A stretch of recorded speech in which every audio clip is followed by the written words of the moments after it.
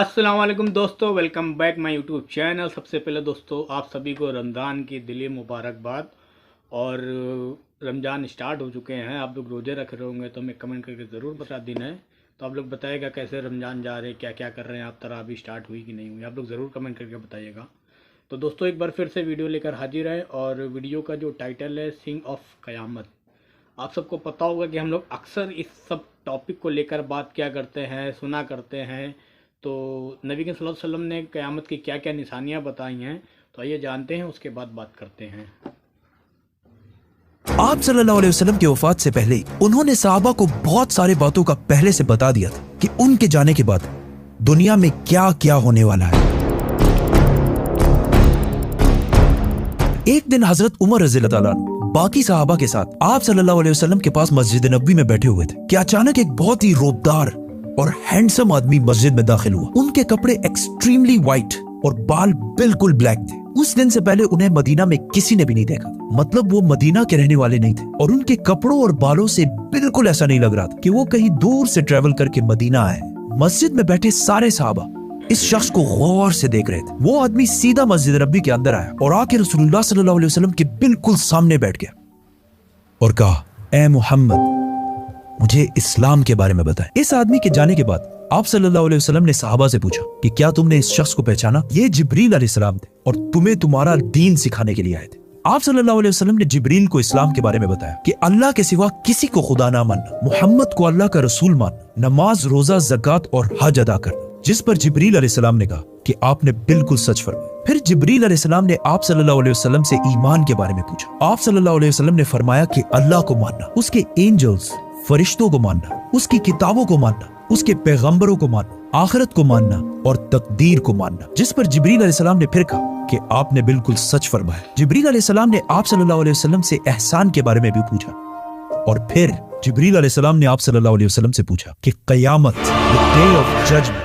कब आएगी? जिस पर आप सल्लल्लाहु अलैहि वसल्लम ने कहा कि जितना आपको पता है सिर्फ उतना ही मुझे पता है, मतलब क़यामत के दिन का अल्लाह के सिवा किसी को भी नहीं पता। जिब्रील अलैहिस्सलाम ने यह सुनने के बाद फरमाया कि मुझे उस दिन के बारे में कुछ निशानियां बताएं। अब तक इस डिस्कशन में जितनी भी बातें हुई उन सबको आप सल्लल्लाहु अलैहि वसल्लम पहले भी एक्सप्लेन कर चुके, क्योंकि ये वाकया आप सल्लल्लाहु अलैहि वसल्लम की वफात से कुछ ही अरसे पहले हुआ था, जब ऑलमोस्ट सारा कुरान नाजिल हो चुका था। लेकिन इसके बाद जो आप सल्लल्लाहु अलैहि वसल्लम ने क़यामत की निशानियां बताई वो इससे पहले किसी को भी पता नहीं थी। और इन निशानियों का ताल्लुक सहाबा से ज्यादा हमसे है, क्योंकि जो निशानियां आप सल्लल्लाहु अलैहि वसल्लम ने बताई वो सहाबा ने अपनी जिंदगी में पूरे होते नहीं देखी, बल्कि वो निशानियां आज हम देख रहे हैं। Which means जिब्रील अलैहिस्सलाम सिर्फ सहाबा को नहीं बल्कि आज के मुसलमानों को भी क़यामत की बहुत इंपॉर्टेंट निशानियां सिखाना चाहते थे। आप सल्लल्लाहु अलैहि वसल्लम ने जिब्रील अलैहिस्सलाम को जवाब दिया कि जब एक लौंडी अपने मालकन को जन्म देगी, जिसको बहुत सारे स्कॉलर्स समझते हैं कि जब औलाद अपने वालिदैन को गुलाम समझेगी, और जब ये नंगे पैर गरीब शेफर्ड्स, चरवाहे एक दूसरे से लंबी बिल्डिंग्स बनाने में कंपटीशन, मुकाबला करेंगे। जिब्रील अलैहिस्सलाम ने फिर कहा कि आपने बिल्कुल सच फरमाया और उठकर वहां से चले गए। आप सल्लल्लाहु अलैहि वसल्लम ने सहाबा को भेजा कि कोई जाकर इस आदमी को ढूंढे, लेकिन उस दिन के बाद ये आदमी किसी को भी नहीं दिखा। नाउ आप सल्लल्लाहु अलैहि वसल्लम ने नंगे पैर गरीब चरवाहों का जिक्र किया, जिन्हें उस जमाने में अरब बेडुइन्स, बद्दू कहा करते थे, जो अरब के बाकी कबीलों से हमेशा दूर रहते थे और कभी भी एक जगह पर नहीं रहते, बल्कि अपने जानवरों के साथ हमेशा ट्रेवल करते रहते थे, मतलब एक खानाबदोश नॉर्मैडिक जिंदगी गुजारते थे। ये इसलिए बहुत अजीब बात क्योंकि बद्दू पूरे अरब में सबसे गरीब कबीलों में से होते थे। सिर्फ उस जमाने में नहीं बल्कि इस हदीस के 1000 साल बाद भी ये बेडुइन्स अरब के सबसे लोअर क्लास होते थे। इसलिए सहाबा हैरान थे कि हमारी सोसाइटी के सबसे गरीब क्लास कैसे आपस में लंबी बिल्डिंग्स बनाने में मुकाबला करेंगे। आप सल्लल्लाहु अलैहि वसल्लम के बाद खिलाफत राशिदा हर तरफ फैलने के बाद दुनिया की सबसे बड़ी सुपर पावर बन गई। सिर्फ मुसलमानों में नहीं बल्कि ये उस वक्त तक इंसानों की तारीख की सबसे बड़ी एम्पायर थी, जो अलेक्जेंडर द ग्रेट और रोमन एम्पायर के जूलियस सीजर के एम्पायर से भी बहुत बड़ी थी। इसका फायदा उठाते हुए ये बेडुइन्स पूरे दुनिया में फैल गए, लेकिन फिर भी इनकी सबसे बड़ी पॉपुलेशन इसी अरब के इलाके में रही। आहिस्ता आहिस्ता वक्त गुजरता गया और इनका कल्चर बिल्कुल भी नहीं बदला। ये बेडुइन्स उसी तरह अपनी जिंदगी गुजारते रहे। आखिर 1000 साल बाद उस्मानिया खिलाफत के आखिरी जमाने में दुनिया पुराने तरीकों से एक नई इंडस्ट्रियल एज की तरफ बढ़ने लगी। तो आखिर उस्मानी खलीफा सुल्तान अब्दुल हमीद ने मुसलमानों को भी मॉडर्न दुनिया की तरफ लाने के लिए बहुत स्ट्रॉन्ग रिफॉर्म्स की और पूरी एम्पायर में बहुत सारे प्रोजेक्ट शुरू किए, जिसमें इस्तांबुल से मदीना तक एक ट्रेन भी बनाई गई। लेकिन इस ट्रेन के रास्ते में हमेशा एक बहुत बड़ी रुकावट थी, यही बेडुइन्स, क्योंकि इन्हीं बेडुइन्स ने इससे बहुत साल पहले 1757 में 20,000 हाजियों को शहीद भी किया था, जिसके बाद उस्मानिया सल्तनत इनके कल्चर को चेंज करने लगी और इन्हें खानाबदोश नॉर्मैडिक जिंदगी से एक परमानेंट इलाके में सेटल करने की कोशिश की। लेकिन बेडुइन कबीले उस्मानिया सल्तनत के इन रिफॉर्म्स से बिल्कुल भी खुश नहीं थे और आखिर सऊदी अरब के पहले बादशाह इब्ने सऊद ने बेडुइन्स को यूनाइट करके ऑटोमन एम्पायर के खिलाफ एक फौज बनाई और फिर ब्रिटिश की मदद से इस पूरे इलाके को फतह कर लिया, जिसे आज हम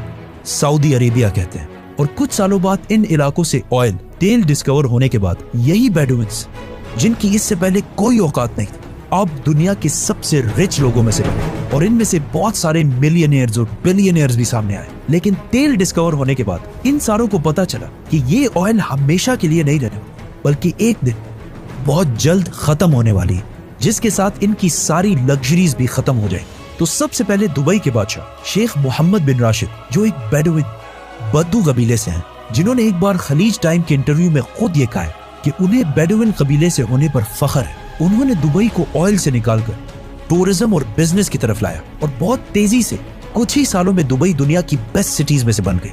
और फिर कुछ सालों बाद दुनिया की सबसे लंबी बिल्डिंग बुर्जुल खलीफा भी दुबई में बनाई गई। ये अब तक इंसानों की बनाई हुई सबसे बड़ी बिल्डिंग थी। इससे पहले एक जमाने में, आज से 4500 साल पहले, इजिप्ट में फिरौनों के बनाए हुए pyramids, specifically the pyramid of Giza, इंसानों की बनाई हुई सबसे बड़ी बिल्डिंग और दुनिया की सबसे बड़ी बिल्डिंग होने का ये टाइटल इस पिरामिड के पास 3800 साल तक रहा।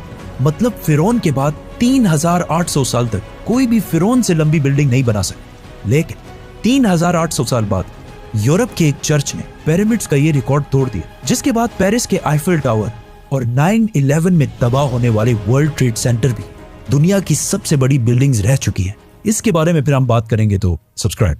दुबई के इस अजीम कामयाबी को देखकर सऊदी ने भी इसे कॉपी करना शुरू किया और मक्का में काबा के बिल्कुल सामने दुनिया की चौथी सबसे बड़ी बिल्डिंग बनाई और कुछ ही साल बाद दुनिया की सबसे बड़ी बिल्डिंग का ऐलान करती किंगडम टावर या जद्दा टावर, जो दुबई के बुर्ज खलीफा से भी बड़ी होगी और इस तरह सऊदी यूएई से आगे निकल जाएगा। इस सारे प्रोजेक्ट को हेड करने वाले का नाम अल वलीद बिन तलाल है, जो कुछ साल पहले दुनिया के सबसे अमीर अरब जिन के कबीले का ताल्लुक अगेन एक बेडुइन कबीले से, जिसके बाद दुबई ने सऊदी से दोबारा आगे निकलने के लिए दुबई में एक नई दुनिया की सबसे बड़ी बिल्डिंग बनाने का ऐलान किया, जो इन दोनों बुर्ज खलीफा और जद्दा टावर से भी बड़ी होगी। और आजकल हर कुछ अरसे बाद बहुत तेजी से अरब में ऐसी लंबी बिल्डिंग्स के प्रोजेक्ट्स का ऐलान हो रहा है। इवन अरब कंट्रीज एक दूसरे को ये तक नहीं बता रही कि उनके अगले प्रोजेक्ट की हाइट क्या होगी, क्योंकि फिर बाकी अरब कंट्रीज उनसे आगे निकलने के लिए उससे भी बड़ी बिल्डिंग का ऐलान कर देंगे। और इस तरह लंबी बिल्डिंग्स बनाने का एक बहुत सख्त कंपटीशन इन सारे अरब ममालिक में स्टार्ट हो चुका है, जिनमें ऑलमोस्ट सारे प्रोजेक्ट्स के पीछे ऐसे लोग हैं जिनका कोई ना कोई ताल्लुक उन्हीं बेडुइन कबीलों से। और आज ये जो कुछ भी हो रहा है, इस सब का रसूलुल्लाह सल्लल्लाहु अलैहि वसल्लम ने आज से 1400 साल पहले ही जिब्रील अलैहिस्सलाम और सहाबा को बता दिया था कि एक दिन ये बेडुइन्स, जो आज नंगे पैर और बहुत ही गरीब शेपर्ड्स, चरवाहे हैं, वो एक दूसरे से लंबी बिल्डिंग्स बनाने में मुकाबला करें।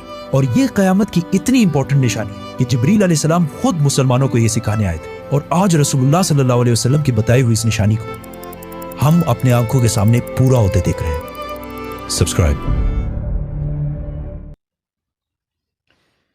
तो दोस्तों, ये थी रियलिटी और हकीकत बात है, क्योंकि जब हम लोग नबी करीम सल्लल्लाहु अलैहि वसल्लम की हदीस पढ़ते हैं या सुनते हैं, कहीं भी मस्जिद में, तकरीर में, बयान में, कहीं भी सुनते हैं, जब क़यामत की निशानियों में से आती, तो ये ज़रूर होता है कि चरवाहे जो है बड़ी बड़ी बिल्डिंगें बनाएंगे। और कई बार मतलब कई ऐसी निशानियाँ बनाई जाती हैं कि सबसे ज़्यादा जो वर्कर हैं, जो इंजीनियर हैं, वो अंग्रेज़ हैं। वो अपने मुल्क में इतनी बड़ी बड़ी बिल्डिंगें नहीं बना रहे, वो यहाँ क्यों बना रहे हैं?